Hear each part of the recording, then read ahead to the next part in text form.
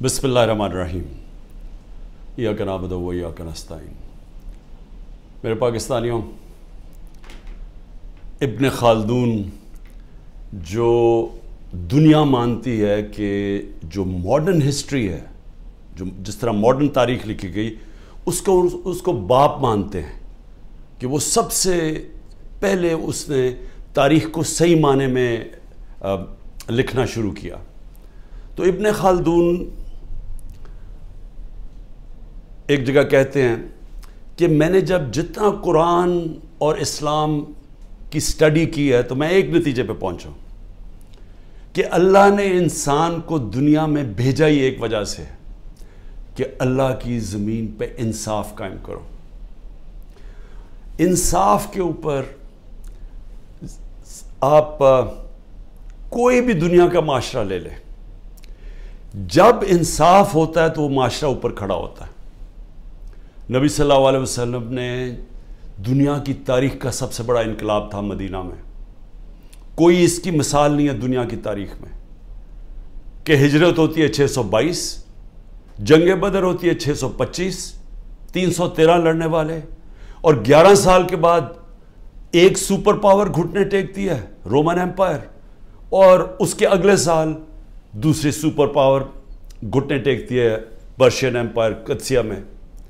یہ تو تاریخ کا حصہ ہے، لیکن یہ تو کوئی مطالعہ کرے کہ یہ کیا ہوا تھا کہ وہ ایک لوگوں کی کوئی حیثیت نہیں تھی، انہوں نے دنیا کی امامت کی اور کئی صدیوں تک بنیاد انصاف پہ رکھی گئی تھی، عدل اور انصاف، اس کے اوپر وہ معاشرہ کھڑا ہوا تھا۔ اور وہ انصاف ایسا تھا کہ حضرت علی رضی اللہ تعالیٰ ایک یہودی سے کیس ہار جاتے ہیں، قاضی خلیفہ وقت کی بیٹے کی گواہی نہیں مانتا۔ وہ انصاف ایسا تھا جب نبی صلی اللہ علیہ وسلم نے کہا میری بیٹی بھی اگر چوری کرے گی تو اس کو سزا ملے گی، کوئی قانون سے اوپر نہیں ہے، اور جو معاشرے طاقتور کو قانون سے اوپر رکھتے ہیں ان کی حدیث ہے وہ تباہ ہو جاتے ہیں۔ تو آج جو پاکستان ہے، میں اپنے سارے پاکستانیوں کے سامنے یہ بات کر رہا ہوں کہ ہم اب بالکل تباہی کی طرف جا رہے ہیں۔ میں اس لیے نہیں کہہ رہا کہ تحریک انصاف کے اوپر کریک ڈاؤن ہوا ہے، کہ ہمارے لوگوں کو جیلوں میں ڈالا ہوا ہے، جیل بھرے ہوئے ہیں، ہر روز نئے لوگ پکڑ رہے ہیں، رشتہ دار پکڑ رہے ہیں، جو کہانیاں سامنے آ رہی ہیں وہ خوفناک کہانی ہے۔ کبھی پاکستان کی تاریخ میں اس طرح ایک ننگا ہو کے ایک طاقت نے اس طرح کا ظلم کیا ہوا اپنے لوگوں کے اوپر، کوئی اس کی مثال نہیں ہے۔ میں مشرف کے مارشل لاء میں اپوزیشن میں تھا، میں نے کبھی اس طرح کا ظلم نہیں دیکھا۔ تو یہ جو انصاف کی دھجیاں اڑائی گئی ہیں اور یہ طاقت کی حکمرانی، جنگل کا قانون قائم کیا گیا ہے، میں سب سے پہلے 2-3 چیزیں کہنا چاہتا ہوں، اور میں پھر اپنی ساری قوم کو یہ بتانا چاہتا ہوں کہ ہم جا کدھر رہے ہیں۔ یعنی کوئی چلیں یہ سب کچھ کر رہے ہیں تو کوئی روڈ میپ ہوگا نا کہ ہم اس سے نکل کے تو خوشحال ہو جائیں گے، کیونکہ اس وقت پاکستانی، میں ابھی آپ کو پھر سے بتاؤں گا کہ ہمارے ملک کے معاشی حالات کیا ہیں۔ تو جس طرح ملک معاشی طور پہ تباہی کی طرف جا رہا ہے تو کوئی تو روڈ میپ ہوگا نا کہ یہ جو ظلم کیا جا رہا ہے، یہ جو پوری جماعت کو ختم کرنے کی کوشش کی جا رہی ہے، کہ اس کا کوئی ملک کو تو کوئی فائدہ ہو نا۔ تو میں سب سے پہلے میں یہ چیزیں اس لیے کہنا چاہتا ہوں کہ میں یہ کبھی یہ سوچتا نہیں تھا کہ میرے ملک میں اس طرح کی چیزیں ہوں گی۔ جیسی بھی حکومتیں آئی ہیں، ایوب خان کا مارشل لاء آیا، ضیاء الحق کا آیا، سنا بڑا پیپلز پارٹی پہ سخت مارشل لاء تھا، لیکن جو پیپلز پارٹی کے معراج محمد خان تھے وہ مجھے بتاتے تھے، کیونکہ وہ ہماری جماعت میں ایک وقت پہ ہم نے ان کو سیکرٹری جنرل بنایا تھا، تو وہ مجھے بتایا کرتے تھے کہ ضیاء الحق کے زمانے میں کیا تھا، اور مشرف کا میں آپ کو خود بتا دیا، کبھی اس طرح کا ظلم نہیں ہوا۔ سب سے پہلے تو خواتین کے اوپر کبھی ایسا ظلم نہیں ہوا، کبھی چادر اور چار دیواری کو اس طرح بے شرمی سے، یعنی کبھی اس کو انہوں نے چادر اور چار دیواری کا جو احترام ہوتا ہے اس کو تباہ نہیں کیا گیا۔ عورتوں کے اوپر ہی میں کبھی اپنی زندگی میں نے نہیں دیکھا کہ ہمارے ملک میں عورتوں سے یہ برتاؤ کیا جو کیا جا رہا ہے آج، صرف اس لیے کہ وہ یہی نہیں تحریک انصاف کی کوئی ممبرز ہوں یا کوئی آفس بیرر ہو، جو ٹویٹ بھی کرتی ہیں، جو حمایتی بھی ہیں، جو ووٹر بھی ہیں، ان کا بھی پتہ چلتا ہے، ان کو پکڑ لیتے ہیں۔ تو ایک اسلم اقبال نے ایک لیٹر لکھا ہے، یہ جو سی سی پی او ہے اور یہ آئی جی ہے اور یہ جو چیف منسٹر ہے اس وقت پنجاب کا، یہ پڑھنے والا ہے، میں نے اس کو آج ٹویٹ بھی کیا ہے۔ اس نے بتایا کہ اس کے سارے گھر کے اوپر کیسا ظلم ہو رہا ہے، اس کی 80 سالہ والدہ کی بھی پرواہ نہیں کی گئی، وہ آکسیجن کے اوپر ہے، ادھر گھس گئے، اس سے بدتمیزی کی، کیونکہ اسلم اقبال چھپے ہوئے ہیں۔ ان کے بھائیوں سے کیا کیا، کاروبار سے کیا کیا، کاروبار بند کر دیے، بھائیوں کے گھروں میں چلے گئے، ایک بھائی کا جو باہر سے کوئی اس کا بیٹا آیا ہوا تھا، اس کو جا کے الیکٹرک شاک لگایا، اس کا بازو نہیں کام کر رہا، وہ دبئی میں علاج کروا رہا ہے۔ یعنی سارے خاندان کو، ان کی بزنس کو جس طرح انہوں نے صرف اس لیے کہ میاں اسلم کسی طرح نکل کے اور کہہ دے کہ جی میں 9 مئی کے خلاف ہوں اور میں فوج کے ساتھ ہوں اور میں پی ٹی آئی چھوڑ رہا ہوں، اس کے لیے یہ سارا کچھ کیا جا رہا ہے۔ حماد اظہر کے میاں اظہر ایک پاکستان کی سیاست، پنجاب کی سیاست میں ایک وہ عزت دار نام ہے جس کی سب اس کے مخالف بھی تعریف کرتے ہیں۔ 84 سال کے میاں اظہر جن کو کئی بیماریاں ہیں، ان کی طبیعت نہیں ٹھیک، ان کو اٹھا کے لے گئے کیونکہ حماد اظہر نہیں تھا۔ باقی لوگوں کے گھروں میں گھس کے، یعنی جو میں کہانیاں سن رہا ہوں، کراچی کے اندر بھی بات ہو رہی تھی، کراچی میں تو کچھ ہوا ہی نہیں، کراچی میں کیوں جا کے لوگوں کو اٹھانا شروع کر دیا، کراچی کے اندر وہیں چھاپے پڑ رہے ہیں، لوگوں کو جیلوں میں ڈال رہا ہے، اور وہاں بیٹھا ہوا آصف زرداری جو ساری زندگی اس نے صرف ایک کام کیا ہے، مخالفوں کو کرش کیا ہے، مخالفوں کو ختم کیا ہے، جھوٹے کیسز، اور جو خریدا جاتا ہے اس کو خرید لیتا ہے، باقی ساروں کو وہ ختم کرتا ہے جو مافیاز کرتے ہیں۔ وہاں ظلم کیا جا رہا ہے، ہر ایک کے اوپر ایف آئی آر ہے، لوگ چھپے ہوئے ہیں، اور صرف ایک طریقہ کہ آپ جناب پارٹی چھوڑ دیں تب وہ ٹھیک ان کو نکل جاتے ہیں۔ یہ بھی سوچ لیں کہ آج ہمارے انصاف کے نظام، یعنی یہ کیسے کوئی اس طرح کہ آپ کے اوپر ہر قسم کا کیس ہے، دہشت گردی کا سب کیس لگا ہوا ہے، جیسے ہی آپ نے کہا میں پارٹی چھوڑا ہوں کیسز ختم۔ تو یہ کیا ہماری عدلیہ، ہماری لیگل کمیونٹی یہ نہیں دیکھ رہی کیا ہو رہا ہے؟ کیونکہ یہ تو سارے دنیا میں کسی بھی قانون یہ اجازت نہیں دیتا۔ تو اس کے علاوہ، ان کے علاوہ میں صرف یہ بتانا چاہتا ہوں کہ کراچی کے اندر جس طرح لوگوں کو انہوں نے جیلوں میں ڈالا ہوا ہے، اور جو مجھے سب سے زیادہ تکلیف ہے کہ جو ہمارے لوگوں کو، اگر جیل کے اندر جگہ 20 لوگوں کی ہے تو وہاں 60 لوگ بھرے ہوئے ہیں، وہ سو بھی نہیں سکتے، کئیوں کو کھڑا ہونا پڑتا ہے، کوئی سوتے ہیں، کھانا نہیں صحیح دیتے، کئیوں نے جس طرح کا کھانا دیا وہ لوگ کھانا نہیں کھا سکتے، کئیوں کے پیٹ خراب ہو گئے ہیں۔ یعنی ان کنڈیشنز کے اندر سیاسی ورکرز کو رکھا ہوا ہے، جو سب سے شرمناک بات ہے، کیونکہ کوئی مجرم نہیں ہے۔ یہاں اتنے بڑے مجرم جنہوں نے اربوں روپے کا اس ملک کو نقصان کر کے پھر منی لانڈرنگ کر کے ملک سے پیسہ باہر بھیجا ہوا ہے، کیا ان کی ایسی ٹریٹمنٹ کسی کی تھی؟ کیسز تو پرانے بنے ہوئے تھے، کیا کسی کو ایسے رکھا گیا تھا؟ تو یہ سارا پلان بنا ہوا ہے صرف ایک پارٹی کو ختم کرنے کے لیے۔ تو یہ پارٹی کو ختم کرتے کرتے کیا یہ جو اس وقت طاقت میں بیٹھے ہوئے ہیں، ان کو اندازہ ہے کہ یہ پاکستان سے کیا کر رہے ہیں؟ کیونکہ ملک، دنیا میں ملک کھڑا ہوتا ہے رول آف لا پہ۔ جس وقت اس ملک کا رول آف لا ختم ہوتا ہے، اس کو بنانا ریپبلک کہتے ہیں۔ ہمارا ملک اب بنانا ریپبلک ہے، جدھر کوئی قانون نہیں ہے، جدھر کمزور کو کوئی طاقتور سے اس وقت تحفظ دینے والا نہیں ہے۔ میں تو صرف سلام کرتا ہوں ان ججز کو کہ وہ سارے پریشر کے باوجود آج وہ پھر بھی کھڑے ہیں، لیکن پوری طرح پریشر ڈالا ہوا ہے ججز کے اوپر۔ اور میں پھر سے بتاؤں کہ اس طرح کا کوئی نیچے نہیں گرتا، ان کی فائلیں بنائی ہوئی ہیں، کوئی ہر کس بلیک میل کرنے کے لیے کہ جی آپ کی ہمیں، بچوں پہ آ گئے ہیں، گھروں پہ آ گئے ہیں، خواتین کے اوپر آ گئے ہیں۔ میں نے ایک بتایا بھی کہ ایک ہمارے ممبر نے چھوڑی پارٹی تو اس نے کہا جی میں یہ برداشت نہیں کر سکتا، اب تک تو میری بزنس پہ تھا، اب میرے گھر پہ پہنچ گئے، ہماری عورتوں پہ پہنچ گئے، میں نہیں برداشت کر سکتا۔ تو اس لیول کے اوپر اس وقت اس ملک میں ظلم ہو رہا ہے۔ میں صرف یہ بتا دوں کہ یہ جو کلیکٹیو پنشمنٹ ہے، یعنی آپ ایک فرد کو پکڑنے جا رہے ہیں، اس نے کوئی جرم بھی کیا ہو تو کوئی دنیا کا قانون اجازت نہیں دیتا کہ جو باقی اس کے رشتہ داروں کو اٹھا لیں۔ یہ کلیکٹیو پنشمنٹ آج کل کے دور میں صرف ایک ملک میں ہے، اسرائیل میں، اور وہ کس سے کرتے ہیں؟ وہ فلسطینیوں سے کرتے ہیں، اپنے لوگوں سے نہیں کرتے، اسرائیلیوں سے نہیں کرتے، وہ فلسطینیوں سے یہ کرتے ہیں۔ یہ ہٹلر کے جب نازی جرمنی جب دنیا کا سیاہ ترین دور تھا، یہ تب وہ گسٹاپو اٹھایا کرتی تھی لوگوں کو کلیکٹیو پنشمنٹ میں، کہ جو بھی اگر وہ نہیں ملا ایک جس کو پکڑنے گئے تو گھر والوں کو پکڑ لیتے تھے۔ یہ سٹالن کا جو بڑی سخت ڈکٹیٹرشپ تھی سوویت یونین کی، یہ سٹالن کی ڈکٹیٹرشپ کے اندر اس طرح کی چیزیں ہوتی تھی۔ یہ صرف چائنا میں ایک دور میں ہوا تھا، ان کے کلچرل ریولوشن کے اندر۔ یہ ہوتا ہی نہیں ہے ایسے۔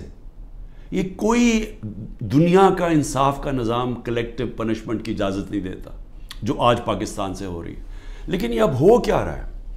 ایک پارٹی کو ختم کرتے ہوئے کہ جی عمران خان کے اوپر کانٹا ڈال دیا، تحریک انصاف کو جیتنے نہیں دینا الیکشن تب ہوں گے جب تحریک انصاف ختم ہو جائے گی، جو کرنے کی کوشش ہو رہی ہے۔ تو میں سوال پوچھتا ہوں کہ اس کے بعد کیا ہوگا؟ میری صرف جو طاقت میں بیٹھے ان سے سوال یہ ہے کہ اس کے بعد کیا ہوگا؟ اگر یہ سارے کام کر کے ملک کے قانون اور عدلیہ کی ساری کریڈیبلٹی ختم کر کے، انصاف کا نظام ختم کر کے، الیکشن کمیشن کی کریڈیبلٹی تو پہلے ہی ختم ہوئی تھی، اس کو جو استعمال کر رہے ہیں صرف ایک پارٹی کو ختم کرنے کے لیے، ایف آئی اے، وہ جس کو پکڑنا تھا، جس کے 16 ارب روپے کے پرائم منسٹر یہ شہباز شریف کے کیسز تھے، وہ تو ختم ہو گئے ہیں، لیکن تحریک انصاف کو ختم کرنے کے لیے وہ ایف آئی اے لگی ہوئی ہے، کوئی کریڈیبلٹی نہیں ہے۔ نیب کو صرف ایک مقصد سے لگایا ہوا ہے، کچھ ڈھونڈو اس کے اوپر، عمران خان کے اوپر، لوگوں کے اوپر، تاکہ کسی طرح ان کو ختم کیا جائے اور باقیوں کو کہو کہ پارٹی چھوڑ دیں۔ ان اداروں کی ساری کریڈیبلٹی ختم ہو چکی ہے۔ میڈیا نے بھی، اور جس طرح عدلیہ نے، یہ ایک پروسیس تھا، ایک جدوجہد کر کے ایک وکلا موومنٹ شروع ہوئی تھی 2007 میں، جس کی جدوجہد میں عدلیہ آزاد ہوئی تھی، اور لوگوں کو اعتماد تھا کہ اگر حکومت ہمارے پہ ظلم کرے گی تو عدلیہ کھڑی ہے راستے میں۔ وہ ختم ہوا ہے، اس کو سارا دن بدن اس کو ختم کرتے جا رہے ہیں کہ لوگوں کا اعتماد ہی اٹھ رہا ہے۔ ہماری پارٹی کا تو اعتماد ہی اٹھ گیا ہے کہ لوگوں کو نکلتے ہیں، جج آرڈر بھی کرتا ہے، کوئی سنتا ہی نہیں ہے جج کی۔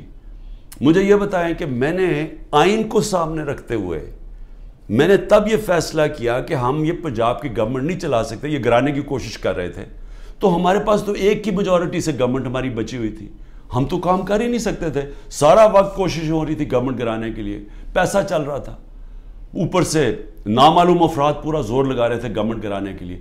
تو ہم نے آئین کو سامنے رکھتے ہوئے الیکشن ڈیزالو کی اپنی گورنمنٹ، وہی ہم نے پختونخوا میں کی۔ وہاں پیسے نہیں دے رہے تھے، جو قبائلی علاقہ جو جوائن کیا تھا ان کے لیے فنڈز ہم نے زیادہ دیے ہوئے تھے، وہی بند کر دیے انہوں نے، ہیلتھ کارڈ کا پیسہ نہیں آ رہا تھا۔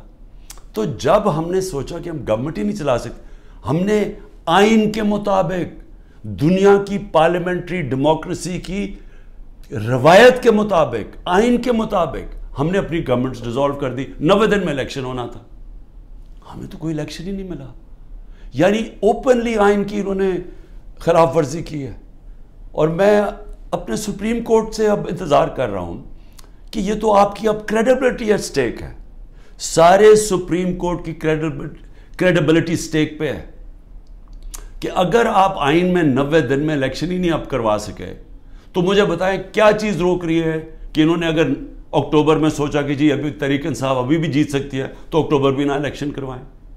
یہ تو سارا پاکستان کا جس کے اوپر بیس ہوتی ہے، دیکھیں جمہوریت بیس ہوتی ہے آئین کے اوپر، آئین کے مطابق قانون بنتے ہیں، تو جب ایک دفعہ آئین کی ختم ہو گئی، سپریم کورٹ کی ورڈکٹس کی پرواہ نہیں ہوئی، تو وہ بن جاتی ہے بنانا ریپبلک، اور بنانا ریپبلک کا کوئی مستقبل نہیں ہوتا جو میں اب یہ آپ کو بتانے لگا ہوں معاشی طور پہ. اور پھر میڈیا، اور میڈیا کا بھی ایک 20 سال کا سفر تھا. اس سے پہلے تو میڈیا بند تھا. اس سے پہلے تو صرف جو الیکٹرانک میڈیا تھا وہ تو صرف پی ٹی وی تھی. تو جنرل مشرف، اس کو داد دیں ہم کہ وہ ایک ڈکٹیٹر ہوتے ہوئے اس نے میڈیا کھول دیا، کیونکہ جنرل مشرف کے ساتھ سپورٹ تھی. لوگ تنگ تھے ان دونوں پارٹی سے.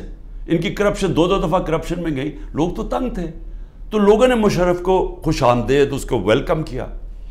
مشرف نے میڈیا کھول دیا، الیکٹرانک میڈیا. اور وہ پھر الیکٹرانک میڈیا نے شعور پیدا کیا پبلک کے اندر. میری پارٹی بنی کیونکہ مجھے موقع مل گیا الیکٹرانک میڈیا پہ جانے کے لیے، نہیں تو 2 پارٹی سسٹم ہے، تیسری پارٹی تو نہیں آتی. اب وہ سارا جو میڈیا کا ایک پورا ایک سفر طے کر کے یہاں پہنچے تھے وہ زیرو ہو گیا. ایک حکم ملا ہے کہ عمران خان کا آپ نے نام نہیں دکھانا. یعنی جو سب سے بڑی پولیٹیکل پارٹی ہے، جس لیڈر کے اوپر اس وقت سب سے زیادہ پبلک اوپینین میں سپورٹ ہے، اس کو غائب کر دیا. تو دکھانا کیا پھر میڈیا پہ؟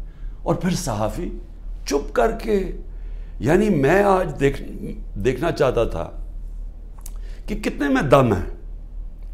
کیا واقعی آپ آزادی رائے اور آزادی میڈیا کے ساتھ کھڑے تھے، یا آپ کو کتنوں کو صرف یہ آزادی رائے کے پیچھے چھپ کے ایجنڈاز کے اوپر کام کر رہے تھے، اور مالکان کے جو ایجنڈاز ہیں ان کے اوپر کام کر رہے تھے، اور مالکان ان سے فائدہ اٹھاتے ہیں.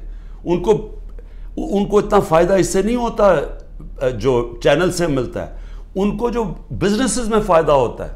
تو کتنے صحافی تھے جو ان ایجنڈاز پہ چل رہے تھے.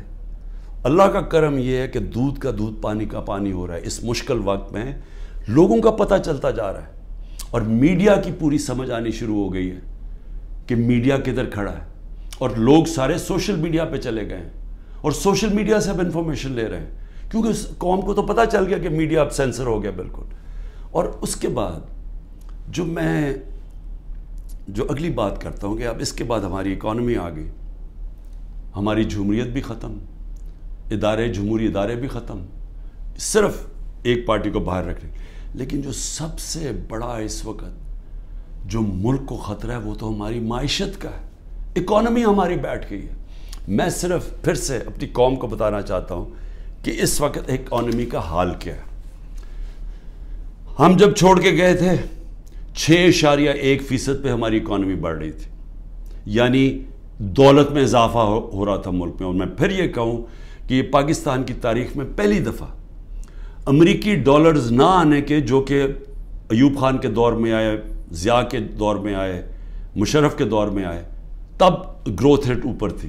یہ پہلی دفعہ ہے کہ 2 سال ہماری ایوریج 6% پہ اکانومی کو کوئی باہر سے ڈالر نہیں آ رہے تھے. آل راؤنڈ انڈسٹری اچھا کر رہی تھی، زراعت اچھا کر رہی تھی، سروسز میں اضافہ ہو رہا تھا.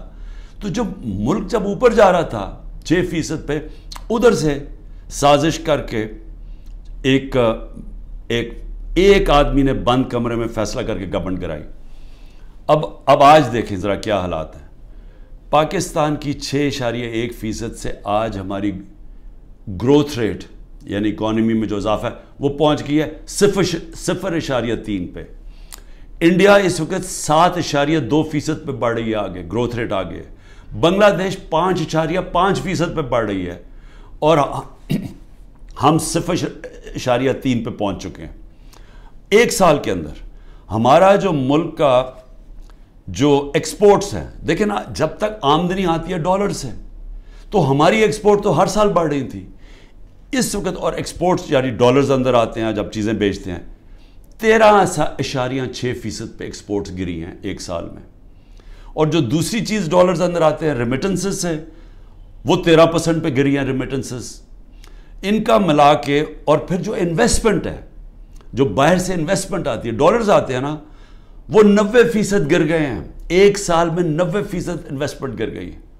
اور ہمارا جو روشن ڈیجیٹل ہم نے اکاؤنٹ کھولا تھا، جو 1.5 سال میں $5 ارب پہ پہنچ گیا تھا، وہ آج اس میں پیسے نکال رہے ہیں لوگ.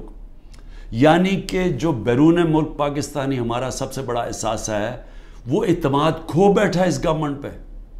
تو جب ٹوٹل ہمارا ہم نے کتنا 1 سال کے اندر نقصان کتنا ہوا ہے انویسٹمنٹ میں اور اس پہ انویسٹمنٹ پہ اور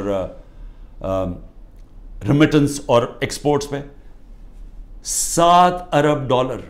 تو آئی ایم ایف کے پاس 6 ارب ڈالر ہم مانگ رہے ہیں یا 7 ارب ڈالر کا ملکی آمدنی میں کمی آ چکی ہے. پھر آگے چلیں. اس وقت جو پاکستان کا قرضہ ہے پچھلے 12 مہینے میں پاکستان نے تقریباً 15,000 ارب روپے کا قرضہ لیا ہے. اب یہ یاد رکھیں 15,000 ارب کا قرضہ 12 مہینے میں. ہماری حکومت جو پہلے ہی مشکل وقت میں آئی تھی کیونکہ سب سے بڑا خسارہ بیرونی خسارہ چھوڑ کے گئے تھے. ہمارا جو ٹوٹل ہم نے اپنے دور کے اندر کتنا ہم نے خسارہ لیا, کتنا ہم نے قرضہ لیا, ہمارا 18,500 ارب 18,500 ارب 3.5 سال میں. انہوں نے 1 سال میں 15,000 ارب روپیہ قرضہ لیا. یہ جو قرضہ بڑھ رہا ہے ملک میں اور قرضہ اور بڑھتا جائے گا کیونکہ آمدنی تو کم ہوتی جا رہی ہے. اس وقت جو عام آدمی کو سب سے زیادہ تکلیف دے رہی ہے وہ ہے مہنگائی, انفلیشن. ہم چھوڑ کے گئے تھے 12.4% پہ, آج پاکستان میں مہنگائی 38% پہ ہے. یہ ہماری 75 سالہ تاریخ میں سب سے زیادہ مہنگائی ہے. پھر اس سے زیادہ خوفناک ہے جو کھانے پینے کی چیزیں ہیں, جو فوڈ انفلیشن ہے وہ 48% پہ ہے. یعنی جو عام آدمی کو سب سے زیادہ تکلیف دے رہی ہے کھانے پینے کی چیزیں وہ 48% پہ ہماری انفلیشن ہے. سری لنکا جس کا ہمارے سے زیادہ برا حال ہے وہ اپنی مہنگائی کم کر کے 25% پہ لے آیا ہے. یاد رکھیں سری لنکا میں لوگ سڑکوں کے اوپر آ گئے تھے مہنگائی کی وجہ سے, آج وہ 25% پہ آ گئی ہے جبکہ پاکستان کی مہنگائی 38% پہ پہنچ گئی ہے. اور پھر جو انٹرنیشنل جو قیمتیں جس کی وجہ سے ہمارے دور پہ مہنگائی لوگ کر رہے تھے, 30% کموڈٹی کی قیمت انٹرنیشنلی گری ہیں. یعنی تیل, جو انرجی پرائسز تھے, جو پام آئل تھا, یعنی جو ہم گھی منگواتے تھے وہ آج آدھی قیمت پہ ہے. لیکن اوورآل 30% دنیا میں یہ جو چیزیں مہنگائی بڑھا رہی تھی وہ کم ہو گئی ہیں اور پاکستان میں اب یہ بڑھتی جا رہی ہیں. اور پھر 2-3 اور چیزیں یہ ذرا آپ دیکھ لیں کہ ہمارے پاس کوئی اب روڈ میپ نہیں ہے کہ ہم نے 30 ارب ڈالر جون 2024 تک واپس کرنا ہے. ہمارے پاس کوئی روڈ میپ نہیں ہے کہ ہم نے تقریباً 1 سال میں 30 ارب ڈالر واپس کرنا ہے کیونکہ ڈالر کی جو انکم ہے وہ تو کم ہوتی جا رہی ہے. اور پھر سارے ہمارے اس وقت کم ہو گئے جو ہم نے ہمارا ریکارڈ ٹیکسز ہم نے اکٹھے کیے تھے وہ ریکارڈ ٹیکسز بھی نیچے چلے گئے ہیں اور ہماری جتنی بھی ٹارگٹس ہیں اس گورنمنٹ نے مس کر دی ہیں. جو اس وقت سود ہے وہ 21% ہے. تو انڈسٹری کیسے چلے گی؟ 21% سود پاکستان کی تاریخ میں سب سے زیادہ ہے. تو انڈسٹری کیسے چلے گی؟ اور پھر جو اس وقت سیل ہو رہی ہے ڈیزل کی, بجلی کی, سیمنٹ کی, وہ 20 سے 30% گر چکی ہے. اس کا مطلب بڑے طور پہ بے روزگاری آ رہی ہے, بے روزگاری آ چکی ہے. میں صرف ڈاکٹر اس کی آخر میں ڈاکٹر پاشا جو پاکستان میں سب سے بڑے اکانومسٹ مانے جاتے ہیں, بڑے نام ہیں ان کا, وہ کہہ رہے ہیں کہ 1 سال میں 10 کروڑ لوگ غربت کی لکیر سے نیچے گئے ہیں. اور وہ کہتے ہیں کہ 75 سالہ پاکستان کی تاریخ میں یہ سب سے برے حالات ہیں. تو میں اب پوچھتا ہوں کہ یہ لوگ جو کوشش ساری کی جا رہی ہے تحریک انصاف کو ہٹانے کی, وہ انہی لوگوں کو تو واپس لانے کی کوشش کی جا رہی ہے. یہ لوگ جو 1 سال کے اندر ملک کی معیشت تباہ کر دی ہے, میں یہ سمجھنے کی کوشش کر رہا ہوں کہ یہ پھر واپس آ کے, کیونکہ اگر تحریک انصاف کو ختم کریں گے تو یہی لوگ ہوں گے نا, اور ان تھوڑے سے اور لوگوں کو ریلو کٹوں کو اکٹھا کر کے آپ کوئی اور پارٹی میں دھکیل کے ہمارے لوگ توڑ کے کر دیں گے. تو چلیں یہی سوچ لیں کہ تحریک انصاف ختم ہو گئی تو پھر یہی لوگ واپس آئیں گے. میرا سوال یہ ہے کہ یہ لوگ آ کے پھر کیا کریں گے کہ اگر انہوں نے 1 سال میں ہماری معیشت کا بیڑا غرق کر کے رکھ دیا ہے, خود تو ان کو فرق ہی نہیں پڑا, یاد رکھیں ان کے پیسے ملک سے باہر پڑے ہیں، ان کے ڈالروں میں پیسے باہر پڑے ہوئے ہیں۔ یہ جو ملک نیچے جا رہا ہے، یہ جو مہنگائی ہو رہی ہے، یہ جو روپیہ گر رہا ہے، اس کی وجہ سے جو مہنگائی اور غربت آ رہی ہے، ان کو کوئی فرق نہیں پڑ رہا۔ میں یہ آج کہتا ہوں کہ جتنے بھی لوگ آج یہاں اوپر ہمارے ملک کے فیصلے کر رہے ہیں، ان کو کوئی فکر نہیں ہے پاکستان کی، کیونکہ ان کے پیسے ملک سے باہر پڑے ہیں۔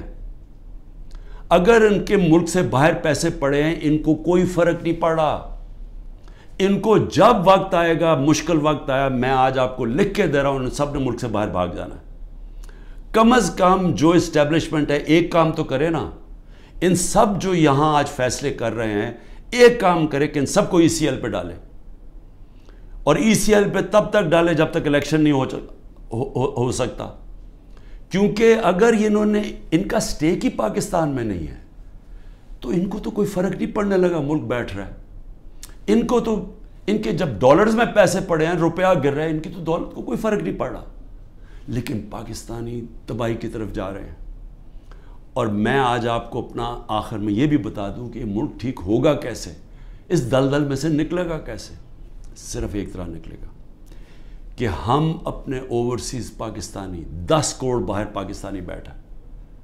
میں پھر سے آپ کو بتا دوں کہ صرف امریکہ کے اندر جو 16,000 پاکستانی امریکن ڈاکٹرز ہیں، ان کی جو سالانہ ان کی جو ویلتھ ہے وہ 200 ارب ڈالر ہے، صرف 16,000 کی۔ جو ٹاپ اس وقت 10 پاکستان کے بزنس مین ہیں امریکہ میں، ان کی ورتھ 25 ارب ڈالر ہے۔ اگر ہم نے کسی وقت بھی باہر سے اپنا جو اوورسیز پاکستان نے سرمایہ کاری کرنی شروع کر دی، وہی بچائے گا پاکستان کو۔ جب چائنا نے اور انڈیا نے جب اپنی اکانومی کھولی تو سب سے پہلے سرمایہ کاری اوورسیز چائنیز اور اوورسیز انڈینز نے کی۔ ہماری بھی جو سرمایہ کاری اور فیوچر ہے وہ شارٹ ٹرم میں اپنے اوورسیز پاکستانیز کے ہاتھ میں۔ وہ اوورسیز پاکستانی نہیں آئیں گے۔ یہ جو حرکتیں کی جا رہی ہیں وہ لوگ چھوڑ کے جا رہے ہیں، یہاں سے لوگ پیسہ باہر لے کے جا رہے ہیں۔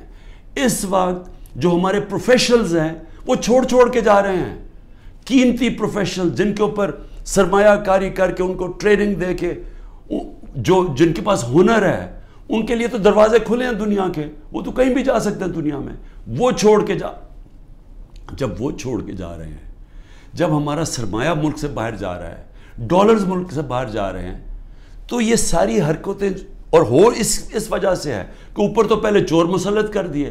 مجھے بتائیں کون ملک سے باہر سے پیسہ لے کے آئے گا اوورسیز پاکستانی، جب وہ دیکھے گا کہ شہباز شریف اور شریف خاندان اور زرداری خاندان ان کے پیسے باہر پڑے ہوئے ہیں؟ کون لے کے آئے گا پاکستان؟ جب ان کو اعتماد پاکستان کی اکانومی میں نہیں ہے تو وہ ان کو کیسے اعتماد آئے گا پاکستان کی اکانومی میں؟ تو کدھر سے آئے گا پیسہ؟ تو شارٹ ٹرم میں تو آنا ہے باہر سے اوورسیز پاکستانی کا پیسہ۔ اوورسیز پاکستانی پیسہ تب لے کے آئے گا جب رول آف لا قائم کریں گے، جو آج ختم کیا جا رہا ہے، جس کی قبر کھودی جا رہی ہے۔ جب تک جسٹس سسٹم میں ہمارے جسٹس سسٹم میں انویسٹر کو، سرمایہ کار کو اعتماد نہیں ہوگا، پیسہ نہیں آنے لگا، اور جب تک اس ملک میں پیسہ نہیں آئے گا، اپنے ڈالرز نہیں آئیں گے، ہم یہ جو 30 ارب ڈالر ہم نے ایک سال میں دینا ہے، ہم کدھر سے دیں گے؟ ہم تو اور ڈالرز لے رہے ہیں، ہم تو اس وقت IMF سے اور قرضے مانگ رہے ہیں، ہمارے پاس تو سکت ہی نہیں ہے پیسے دینے کی۔ تو اس لیے میں ان سب سے پوچھتا ہوں جو تحریک انصاف کو ختم کر رہے ہیں اور کرنے کی کوشش کر رہے ہیں، ان کو یہ سمجھنا چاہیے کہ ان کے پاس تو اور کوئی روڈ میپ ہی نہیں ہے، وہ تو تباہی کی طرف لے کے جا رہے ہیں۔ جو ان کے پاس تو کوئی سلوشن ہی نہیں ہے، اس کا مسئلے کے حل ہی نہیں ہے۔ ان کا مسئلے کا حل صرف ایک نظر آ رہا ہے کہ تحریک انصاف اور عمران خان کے اوپر کانٹا ڈال جائے، یا وہ تحریک انصاف اور عمران خان کے بغیر۔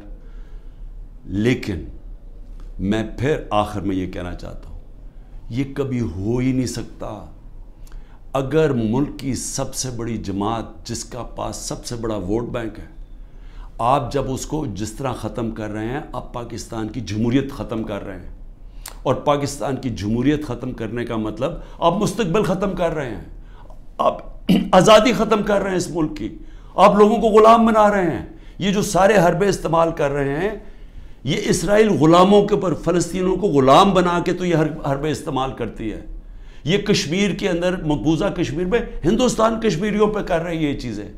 یہ اپنے لوگوں پہ کوئی ایسا نہیں کرتا ظلم.